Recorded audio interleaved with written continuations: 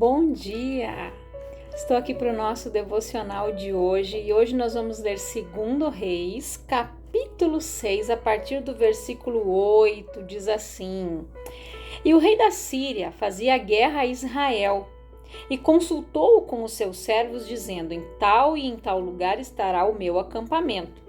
Mas o homem de Deus enviou ao rei de Israel, dizendo: Guarda-te de passares por tal lugar, porque os sírios descerão ali. Pelo que o rei de Israel enviou àquele lugar, de que o homem de Deus lhe falara e de que tinha avisado, e se guardou ali não uma nem duas vezes. Então se turbou com este incidente o coração do rei da Síria, e chamou os seus servos e lhes disse: Não me fareis saber quem dos nossos é pelo rei de Israel? E disse um dos seus servos: Não, ó rei, meu senhor, mas o profeta Eliseu. Este está em Israel, faz saber ao rei de Israel as palavras que tu falas na tua câmara de dormir. Vamos seguir aqui. E ele disse: Vai e vê onde ele está, para que eu envie e mande trazê-lo. E fizeram-lhe saber, dizendo: Eis que está em Dotã. Então enviou para lá cavalos e carros e um grande exército, os quais vieram de noite e cercaram a cidade. E o moço do homem de Deus se levantou muito cedo e saiu. E eis que um exército tinha cercado a cidade com cavalos e carros. Então o seu moço lhe disse: Ai, meu senhor, que faremos? E ele disse: Não temas, porque mais são os que estão conosco do que os que estão com eles. E orou Eliseu e disse: Senhor, peço-te que lhe abras os olhos para que veja. E o servo abriu os olhos e o Senhor abriu os olhos do moço e viu. E eis que o monte estava cheio de cavalos e carros de fogo em redor de Eliseu. E como desceram a ele, Eliseu orou ao Senhor e disse: Fere-te, peço-te, esta gente de cegueira. E feriu-a de cegueira conforme a palavra de Eliseu. Então Eliseu lhes disse: Não é este o caminho, nem é esta a cidade. Segue-me e guiar-vos-ei ao homem que buscais. E os guiou a Samaria. Então depois você pode terminar de ler o capítulo. Mas o que nos chama atenção aqui? Que o rei da Síria ele estava preocupado em saber quem falava para o rei de Israel, o que ele planejava. Ele estava desconfiado que tinha um traidor entre eles, que algum dos seus comandantes, capitães ali do exército estava contando, né? Mas não. Alguém disse, o profeta Eliseu: Este faz o rei saber aquilo mesmo que tu pensa lá, ou seja, quando ele está dormindo. O Eliseu, né, Deus mostrava para ele o que estava no pensamento e nos planos do rei da Síria contra o rei de Israel. Mas o que o rei de Israel estava preocupado? Não em saber o que o inimigo estava intentando contra ele, mas preocupado em saber qual era a direção de Deus. E muitas vezes, nos momentos difíceis, nas situações difíceis que se levantam na nossa vida, infelizmente, pessoas focam em saber o que o diabo está planejando, mas esquecem de pedir para Deus as armas e a direção para passar enfrentando aquela situação. Então o rei de Israel, ele não estava preocupado em saber os planos do inimigo contra ele, mas sim o que ele deveria fazer, como Deus iria livrá-lo. E Deus usava o profeta Eliseu ali para dizer: guarda de ir por esse lugar, o rei da Síria vai estar acampado ali. Ele ia por outro. Ele tinha esse cuidado de consultar o profeta para saber qual era a resposta de Deus. E muitas vezes nós não fazemos isso. pecamos nisso, tropeçamos nisso, é uma grande falha.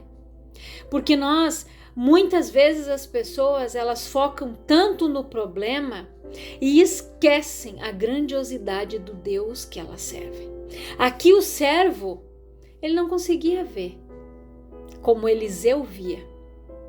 Quando ele viu, quando ele acordou, que ele saiu da tenda, ele olhou para fora e viu aquele monte de cavalos e cavaleiros ali, ele disse: meu Senhor, ou seja, e agora? O que é que nós vamos fazer? Estamos perdidos. Não. Eliseu só orou e disse: Senhor, peço-te que lhe abras os olhos para que veja. E o Senhor abriu os olhos do moço e viu. E eis que o monte estava cheio de cavalos e carros de fogo em redor de quem? De Eliseu. A palavra diz que o Senhor dá ordem aos seus anjos a nosso respeito, para nos guardar e nos livrar onde quer que nós formos. Os anjos aqui estavam acampados ao redor de Eliseu. Eliseu tinha comunhão com Deus, intimidade com Deus, ao contrário do servo. Porque o servo só olhou e enxergou os soldados que estavam ali embaixo. Mas quando Eliseu orou e disse: Senhor, abre os olhos para que ele veja, ele ficou abismado. Porque havia muito mais ali em cima com eles no monte do que lá embaixo. E quando Eliseu disse: peço-te, fere esse povo de cegueira. Aquele povo, aqueles soldados ficaram cegos. Foram guiados por Eliseu até ali aonde o rei de Israel estava. E quando o rei de Israel os viu, disse-lhe lá no versículo 21, feri-los-ei, meu pai. Ele fez uma pergunta para Eliseu: o que eu vou fazer com essa gente que você está trazendo até aqui? Mais uma vez, ele foi perguntar o que ele deveria fazer. Ele não agiu precipitadamente. Opa, vamos lá, soldados, vamos aproveitar agora, pega as espadas, mata todo mundo, não estão vendo mesmo? Não. E daí, o que ele disse? Mas ele disse: não os ferirás? Ferirás tu os que tomastes prisioneiros com a tua espada e com o teu arco? Põe-lhes diante pão e água, para que comam e bebam e vão para o seu senhor. Ou seja, ele não havia lutado com eles, não havia guerreado com eles com espada e com arco. Ou seja, aqueles que eram capturados, sim, né? Ele poderia matar, ferir, fazer aquilo que ele quisesse. Mas ele disse ali no 23, e apresentou-lhes um grande banquete, e comeram e beberam, e os despediu e foram para o seu senhor. E não entraram mais tropas de sírios na terra de Israel. Olha a sabedoria de Eliseu. Ele orou, pediu para que Deus ferisse aqueles soldados de cegueira, levou eles até Samaria. Ele levou eles até ali, né? Quando o rei de Israel viu aquilo, ele ficou apavorado. Ele disse: o que eu faço agora? Não, você não vai ferir eles. Ele perguntou, ele disse não. Ou seja, ele mostrou para os sírios que a intenção do rei de Israel não era de guerra, mas de paz. Quando ele deu comida para aqueles soldados, o rei apresentou um grande banquete. E comeram e beberam e os despediu. E os sírios, né, não entraram mais na terra de Israel.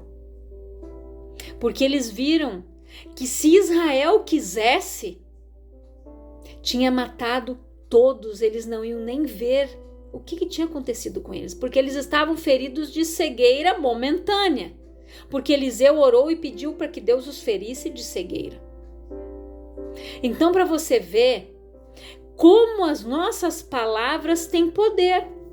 Você tem poder, sim, para se posicionar contra o reino das trevas e dizer: escuta aqui, diabo, aqui ó, terminou a tua festa. Aqui você não manda mais. Um dia eu fui escravo do medo, um dia eu fui escravo do pecado, hoje eu não sou mais. Por quê? Porque o diabo, ele sempre vai tentar usar o teu passado para te atingir.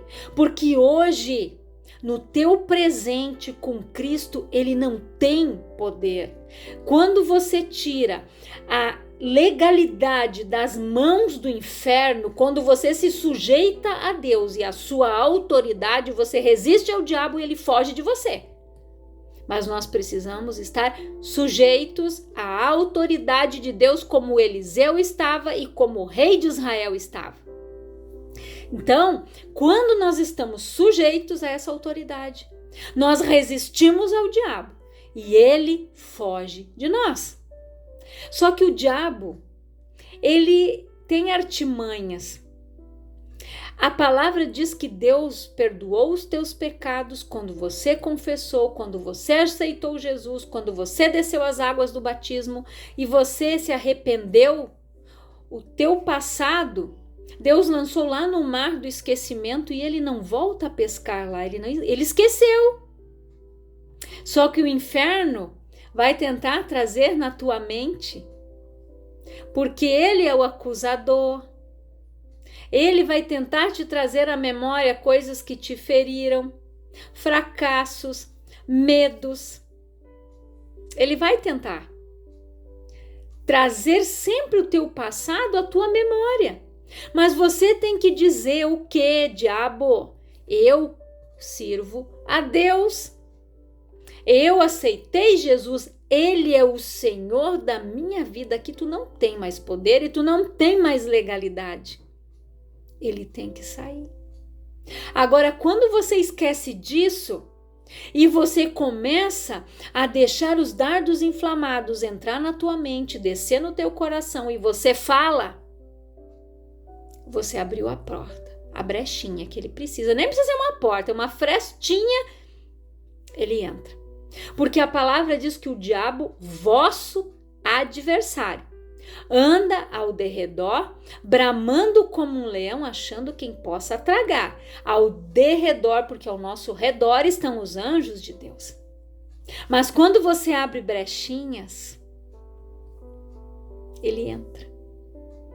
Porque ele está bramando, ou te observando, vendo o que você vai fazer. Onde você vai falhar? Numa palavra, num gesto, numa acusação. Quando você deixa o medo, a dúvida entrar no teu coração, você abriu a portinha. Ele aproveita e vai lá, né? É assim que Satanás trabalha. Ele é o pai da mentira. Ele mente. O ladrão veio senão para matar, roubar e destruir. Isso que o inferno veio fazer.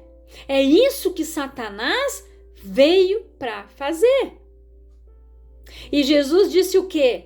Eu vim para que tenham vida e a tenham em abundância. Então é isso que você deve viver. A vida em abundância, paz. A verdadeira paz que excede todo entendimento que só Jesus pode nos dar. É aquela certeza que nem Eliseu. Eliseu sabia que Deus era com ele. Qual era o Deus que ele servia, o Deus que Elias serviu, tanto que ele recebeu a porção dobrada do poder e da unção que estava na vida de Elias. Eliseu não era como esse servo aqui, o Geazi, que não conseguia ver. O Eliseu, quando era servo do Elias, ele viu tudo que Deus fez através do Elias e ele disse que ele queria a porção dobrada. E Elias disse: dura coisa me pediste, mas se você ver o momento em que eu for arrebatado, e ele não tirou os olhos do Elias em nenhum momento. Ele viu o senhor dele, o instrutor dele, ser levado. A capa caiu, ele pegou e ele recebeu a porção dobrada. Eliseu fez tudo em dobro daquilo que Elias fez. Só que não repetiu alguns erros que o Elias cometeu, né? Porque nós somos falhos, nós somos seres humanos. O Elias permitiu que uma tristeza entrasse no seu coração, ficou deprimido por algum momento, se escondeu numa caverna, tentou fugir de tudo e de todos porque foi ameaçado pela Jezabel, que era a figura do diabo. Quando ela disse que ia matar ele havia matado 80 profetas de Baal. Ele lançou um propósito lá, um holocausto, e ele disse: se você, o Deus que conseguir consumir esse holocausto aqui, vamos ver se o Baal faz. E eles ficaram ali o dia inteiro pedindo pro Baal, para isso, para aquilo e nada. Até que ele pegou, jogou água no animal que seria queimado, ficou um círculo em volta ali de água, e ele orou e Deus lançou fogo do céu que consumiu o holocausto e a água que estava ao redor. Depois disso ele desceu ao fio de espada e matou os 80 profetas de Baal que estavam ali. E Jezabel, depois, quando ficou sabendo disso, ameaçou ele. Por algum momento ele deixou o medo entrar, a insegurança entrar no coração dele, e ele se afastou, fugiu. E quantas vezes, em algum momento, em alguma situação, nós também fizemos isso, porque nós somos seres humanos. Mas nós não podemos tirar os olhos de Deus e nem da sua palavra. Precisamos declarar ela, porque ela é fonte de vida. Ela é viva e eficaz. Não se esqueça disso. Viva na luz, como nós vimos, né? Em João capítulo 1, nos 2 devocionais anteriores. O verbo vivo que desceu dos céus. Deus disse: tudo se formou segundo a palavra que ele falou, e haja luz, e façamos o homem. Deus falou, e tudo que Deus falou aconteceu. E o que você tem falado? Como está a sua vida?